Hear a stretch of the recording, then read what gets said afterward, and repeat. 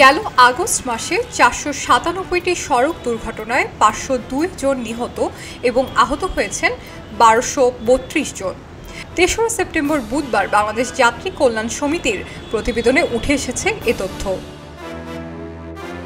প্রতিবেদনে জানানো হয়েছে, আগস্ট মাসে 165টি মোটরসাইকেল দুর্ঘটনায় 176 জন নিহত হয়েছেন এবং 144 জন আহত হয়েছেন। এর মধ্যে সবচেয়ে বেশি সড়ক দুর্ঘটনা ঘটেছে ঢাকায়। এই বিভাগে 132টি সড়ক দুর্ঘটনায় 128 জন নিহত এবং 333 জন আহত হয়েছেন। সবচেয়ে কম সড়ক দুর্ঘটনা ঘটেছে বরিশাল বিভাগে। এই বিভাগে 15টি সড়ক দুর্ঘটনায় 14 জন নিহত এবং 22 জন আহত হয়েছেন।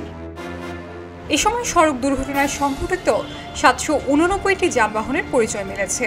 এতে দেখা যায় 26.10% motorcycle, 24.71% truck, pickup, covered van ও লরি, 15.08% বাস, 13.68% ব্যাটারি চালিত রিক্সা ও ইজি বাইক, 7.35% সিএনজি চালিত অটোরিকশা, 6.59% নসিমন, করিমন, মহিন্দ্রা ট্রাক্টর ও লেগুনা, 6.46% কার, জিপ, মাইক্রোবাস সড়কে দুর্ঘটনার কবলে পড়েছে।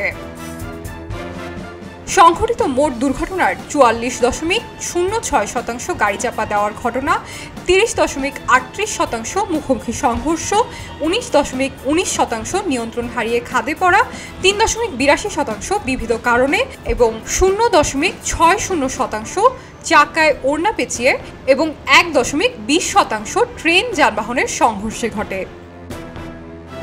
দুর্ঘটনার ধরন বিশ্লেষণ করলে দেখা যায়, এই মাসে সংঘটিত মোট দুর্ঘটনার 45.07% জাতীয় মহাসড়কে, 26.55% আঞ্চলিক মহাসড়কে, 20.32% ফিডার রোডে সংঘটিত হয়। এছাড়াও সারা দেশে সংঘটিত মোট দুর্ঘটনার 5.03% ঢাকা মহানগরীতে এবং 1.81% চট্টগ্রাম মহানগরীতে এবং 1.20% রেল ক্রসিংয়ে সংঘটিত হয়েছে। খবরের কাগজ, নিখাত, নির্ভীক, নিরপেক্ষ।